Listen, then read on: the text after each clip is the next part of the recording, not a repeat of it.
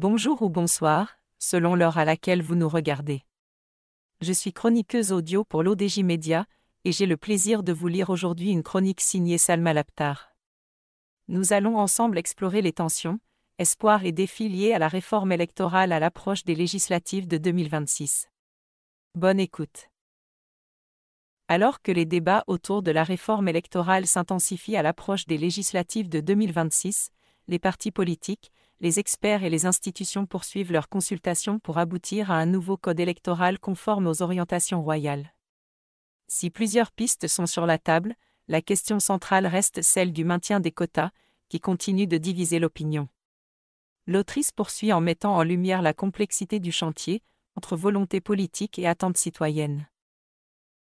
Le ministère de l'Intérieur a ouvert une série de rencontres avec les partis politiques afin de définir les contours du futur système électoral, dans l'esprit du discours du trône.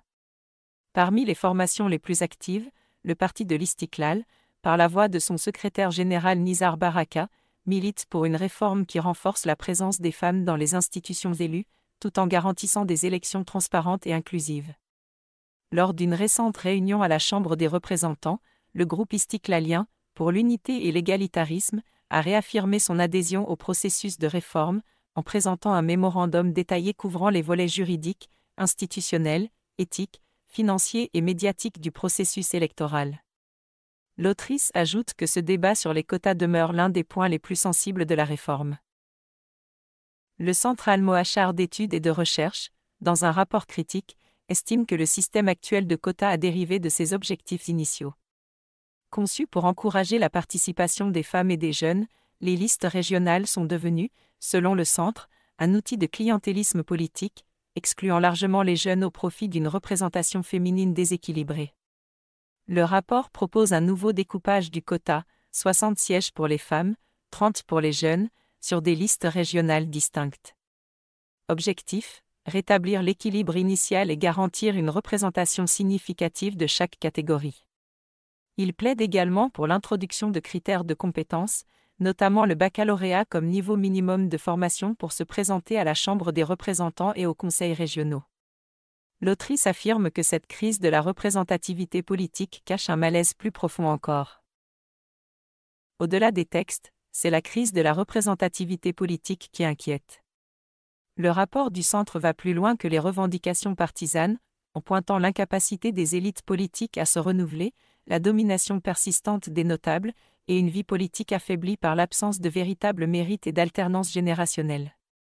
Face à cette réalité, le Centre recommande que 20% des têtes de liste soient réservées à des candidats de moins de 35 ans, titulaires au minimum d'un master.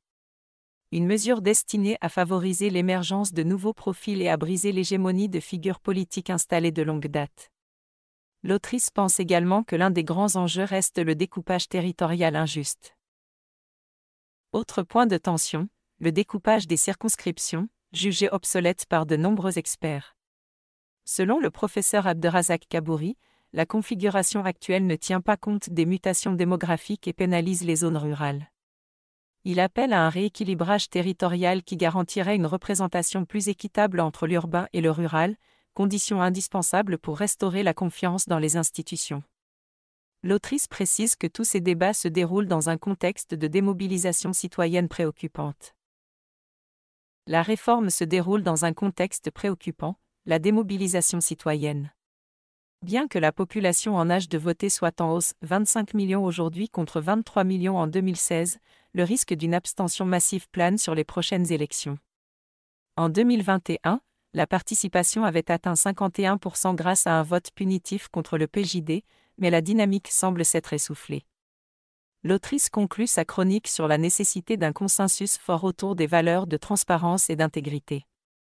Le comité exécutif de l'Istiklal a réitéré son soutien aux réformes engagées par Sa Majesté le roi Mohamed VI, appelant à un processus électoral fondé sur l'intégrité, la transparence et la concurrence loyale.